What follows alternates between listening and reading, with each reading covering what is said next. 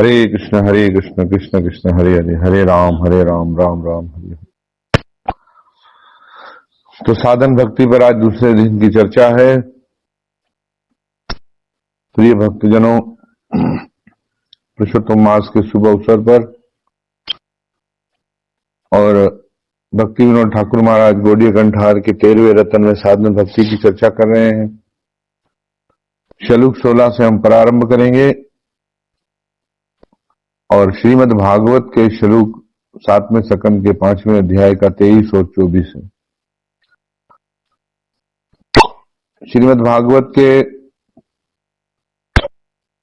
इन श्लोकों में कहते हैं कि श्रवणम कीर्तनम विष्णुहा स्मरणम पाद सेवनम अर्चनम वंदनम दास्यम सख्यम आत्मनिवेदनम इति पुंसा अर्पिता विष्णु भक्ति क्षेत्र लक्षण क्रियते भगवत्यदाह तन्मय अन्यो अधीतम उत्तमम।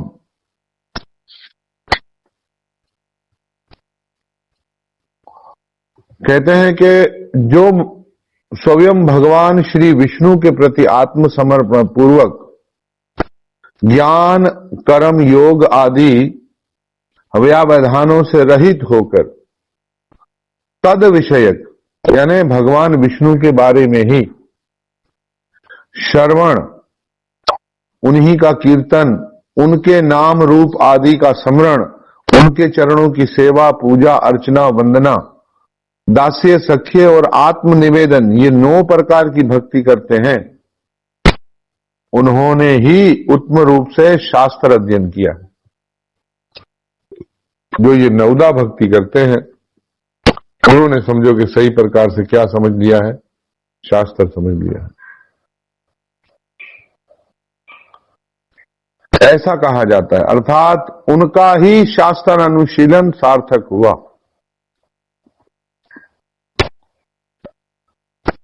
आगे भक्ति रसामृत सिंधु का एक श्लोक का उदाहरण देते हैं, जहां पर कहते हैं श्री विष्णु शरवणे। अब इनमें से कोई 9 ही करे या कोई एक बात पर अमल करे तो भी काम हो सकता। 9 करे, कोई 9 में से एक करे। तो कहते हैं कि राजा परीक्षित श्री विष्णु की कथा श्रवण से सिद्ध हुए। सुखदेव उनके कीर्तन से, प्रहलाद उनके स्मरण से, लक्ष्मी पाद सेवन से, पृथु महाराज उनके पूजन से, अक्रूर वंदना से, कपिपति हनुमान दास्य भाव से, अर्जुन उनके साथ सखा भाव से एवं बलि ने उनके चरणों में सर्वस्व दान कर आत्मनिवेदन द्वारा भगवान को प्राप्त कर लिया। हरे कृष्ण महामंत्र बोलो।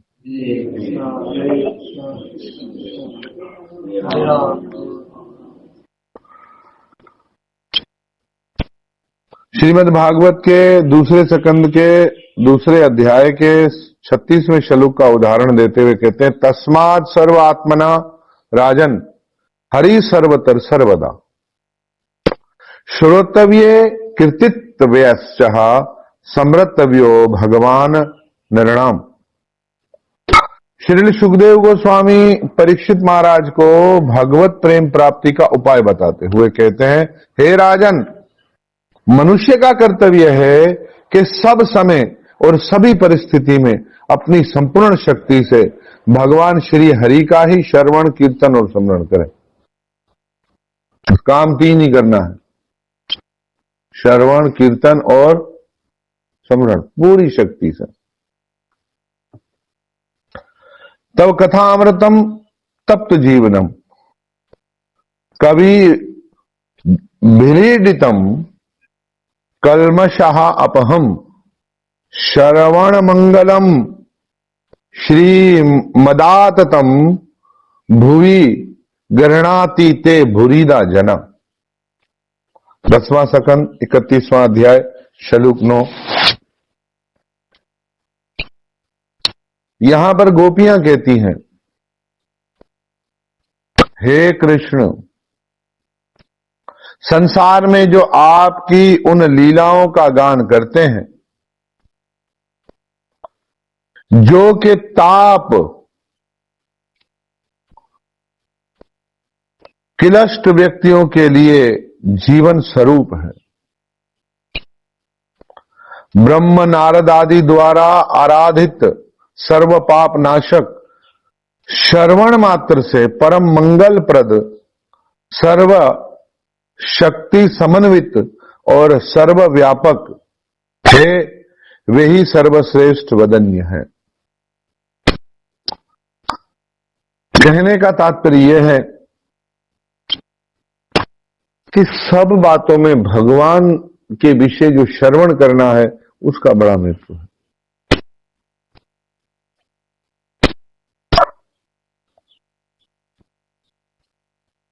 जो श्रवण करना है उसका बड़ा महत्व बताया है। क्योंकि आप भगवान के बारे में सुनते हैं तो होता क्या है, आपका अनुराग भगवान में जुड़ जाएगा। अनुराग भगवान में जुड़ गया, ठाकुर जी में जुड़ गया, कृष्ण में जुड़ गया, तो आपको उनकी याद सताएगी।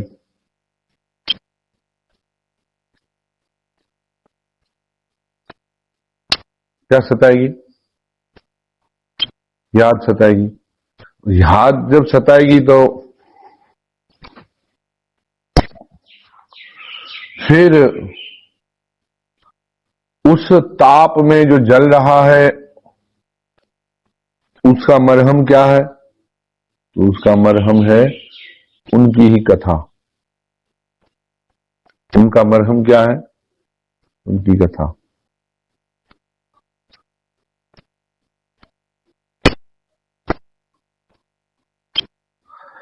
दसवें सकंद के पहले अध्याय के चौथे श्लोक में कहते हैं, भक्ति विनोद ठाकुर महाराज यहां उदाहरण देकर बताते हैं, निवृता तरशहा रूप।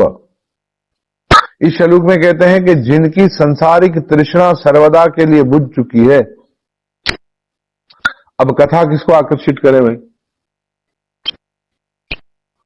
जिसकी संसारिक तृष्णा बुझ जाए तो। जिनकी संसारिक तृष्णा सर्वदा के लिए बुझ चुकी है वे जीवन मुक्त महापुरुष भी पूर्ण प्रेम से अतृप्त रहकर श्री कृष्ण की गुण लीलाओं का लीलावली का कीर्तन किया करते हैं। यानी भगवान की कथा इतनी आकर्षक और इतनी जरूरी है कि जिन महात्माओं ने संसार से मुकम्मल वैराग्य ले लिया है वो भी भगवान की कथा को नहीं छोड़ते।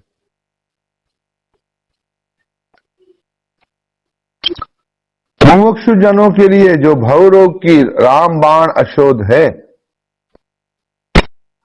तथा विषय लोगों के लिए भी उनके कान और मन को परम आह्लाद देने वाली है, भगवान श्री कृष्ण के ऐसे सुंदर सुखद रसीले गुण अनुवाद से पशुघाती अथवा आत्मघाती मनुष्य के अतिरिक्त ऐसा कौन है जो विमुख हो जाए, उसके प्रति प्रीति न करे। यानी कोई मनुष्य को मारने वाला, पशुओं को मारने वाला व्यक्ति होगा जिसका भगवान की कथा के प्रति आकर्षण नहीं होगा। नहीं तो हर एक व्यक्ति, चाहे वो मुक्त हो, संसारी हो, कोई भी हो, सबको कथा लुभाती है। देखा, मैंने बताया था ना, मुक्त हो भले पर कथा सबको लुभाती है। हरे कृष्ण महामंत्र बोलो।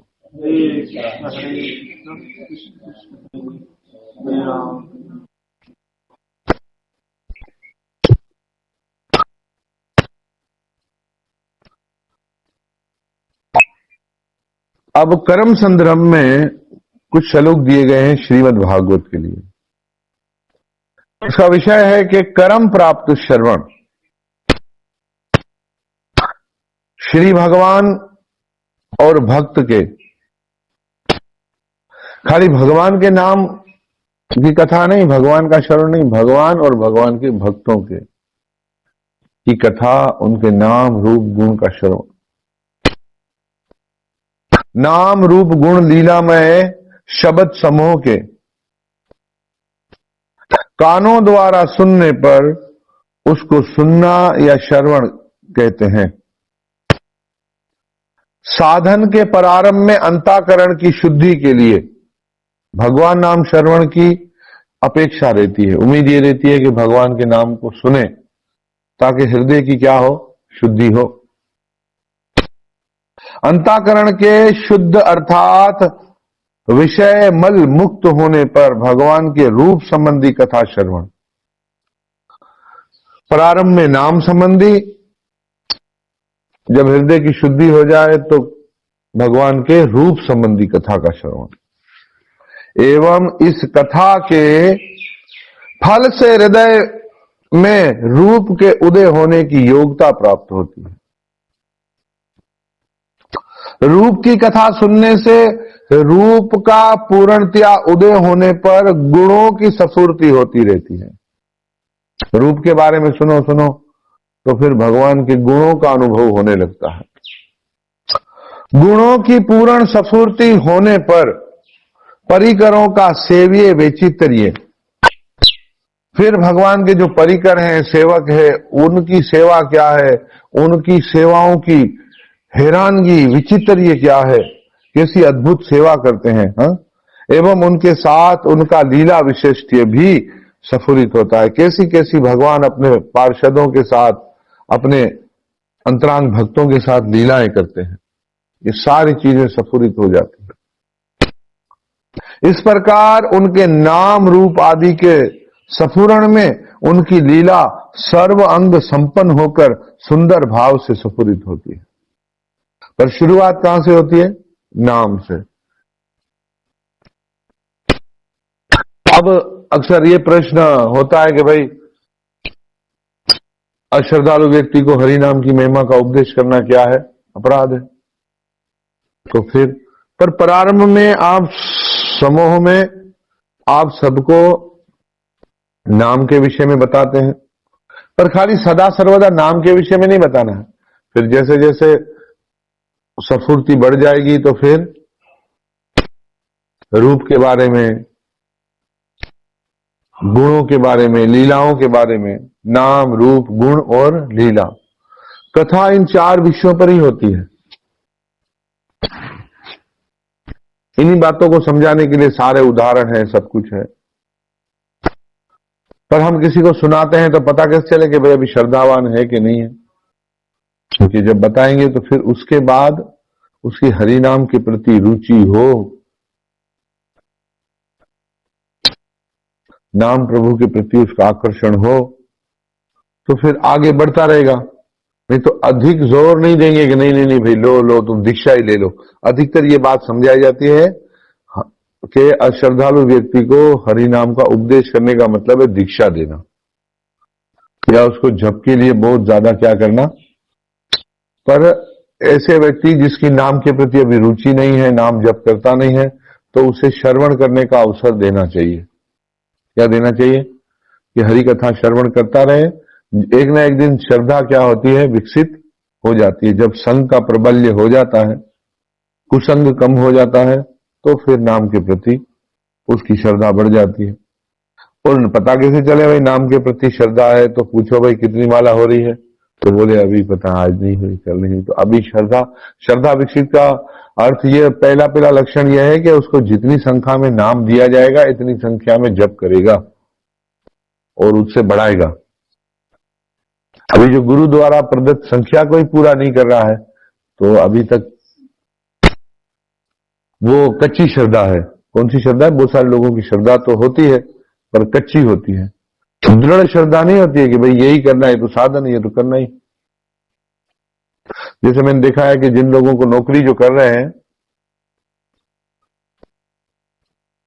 या किसी के पास काम कर रहे हैं या दुकान चला रहे हैं, तो उनकी तबीयत खराब हो जाए, कुछ भी हो जाए, तो वो वहां पहुंच ही जाते हो कि नहीं भाई अब छुट्टी करेंगे तो फिर क्या है, तो बहुत नुकसान हो जाएगा, दिहाड़ी कट जाएगी या तनख्वाह कट जाएगी या धंधा खराब हो जाएगा।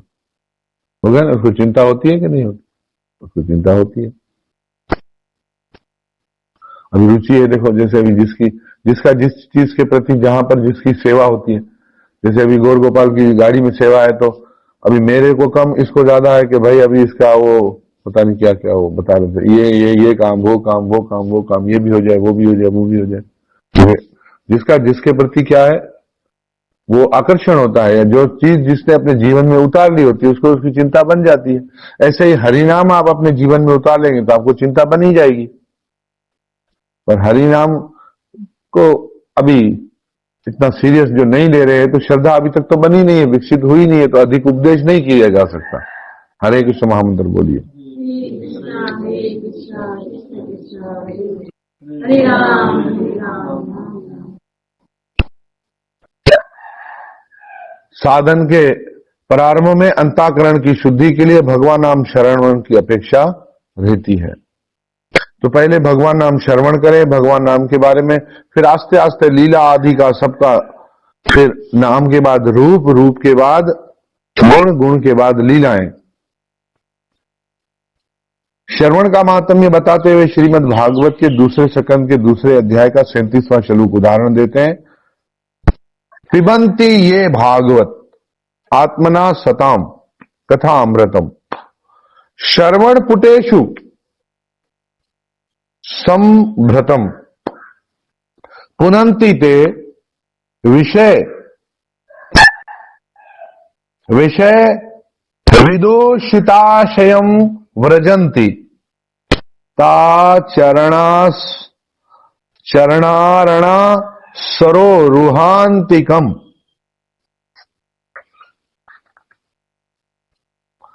जो अपने उपस्य स्वरूप स्वयं भगवान श्री हरि की ओर उनके भक्तों का कथा अमृत अपने कानों के दोनों में भर भर कर उसका पान करते हैं,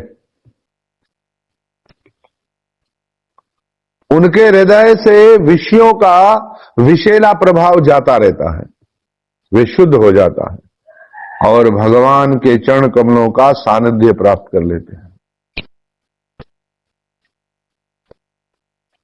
श्रवणताम सब कथा कृष्ण पुण्य श्रवण कीर्तन हृदय अंतस्थो हय भद्राणी विधुनेति सुहृत सताम। भगवान श्री कृष्ण के यश का श्रवण और कीर्तन दोनों पवित्र करने वाले, वे अपनी कथा सुनने वाले के हृदय में आकर्षित हो जाते हैं। जो उनकी कथा सुनने के प्रति जिनका क्या होता है, लगाव होता है। अब हमारे साथ एक और दूसरा भी है। अभी जैसे तत्काल अभी कथा चल रही है, अभी पुरुषोत्तम मास चल रहा है तो कथा हो रही है, तो कई सुनेंगे, किससे मैं पूछूंगा कथा, बोले मैं आपकी अभी तक पिछली वाली है, पिछली वाली कौन सी सुना पता ही नहीं। हरे कृष्ण महामंत्र बोलो। पिछली वाली का बहाना देके फिर तो जान चुकी है, अभी तो वही चल रही है, पता नहीं कहां चल रही है। फिर सारा दिन व्यक्ति के हाथ में मोबाइल होगा, पर जिनको गुरु कहते हैं, जिनके द्वारा शिक्षित होते हैं, जिनके द्वारा दीक्षित होते हैं, उसकी कथा को नहीं सुनते। तो हमारे ग्रुप में 80 से 90 लोग जुड़े हुए हैं, शायद 100 से भी ऊपर हो जाएंगे, पर उसमें कथा तो कोई 10 से 15 और कभी कभी 12-13 लोग सुनते हैं। और कुछ लोग तो खाली प्ले करने के बाद बंद कर देते हैं। हरे कृष्ण महामंत्र बोलो।